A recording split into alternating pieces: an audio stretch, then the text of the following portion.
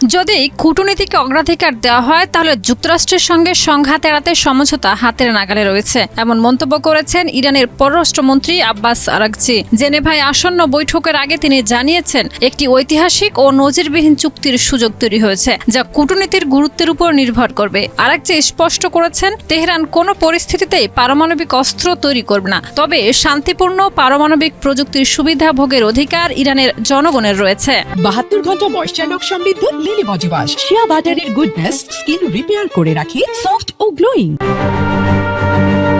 26 ফেব্রুয়ারি বৈঠকটি হবে ওয়াশিংটন ও তেহরানের মধ্যে তৃতীয় দফা পরোক্ষ আলোচনা, যা ওমানের মধ্যস্থতায় হচ্ছে। ইরানের পক্ষে আলোচনায় নেতৃত্ব দিচ্ছেন আরাগচি। যুক্তরাষ্ট্রের প্রতিনিধি হিসেবে থাকবেন স্টিভ উইটকপ এবং জ্যারেড কুশনার। ট্রাম্প ইতিমধ্যেই তেহরানকে 10 থেকে 15 দিনের মধ্যে অর্থবহ চুক্তি করার সময়সীমা দিয়েছেন এবং সামরিক হস্তক্ষেপের সম্ভাবনার কথাও উল্লেখ করেছেন।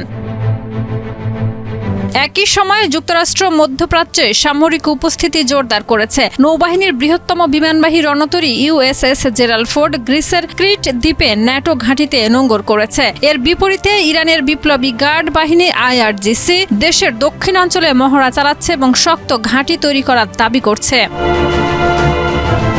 দেশে জনমনে মিশ্র প্রতিক্রিয়া দেখা দিচ্ছে। একদিকে যুদ্ধের আশঙ্কা, অন্যদিকে কূটনৈতিক সমাধানের প্রত্যাশা। ডিসেম্বরে অর্থনৈতিক দুরবস্থা ও ব্যাংক ধসের কারণে সারা দেশে বিক্ষোভ ও অসন্তোষ দেখা দিয়েছে। যুক্তরাষ্ট্র স্বীকার করেছে, তাদের পদক্ষেপের কারণে ইরানে ডলারের সংকট সৃষ্টি হয়েছে, যা অর্থনীতিতে তীব্র প্রভাব ফেলেছে।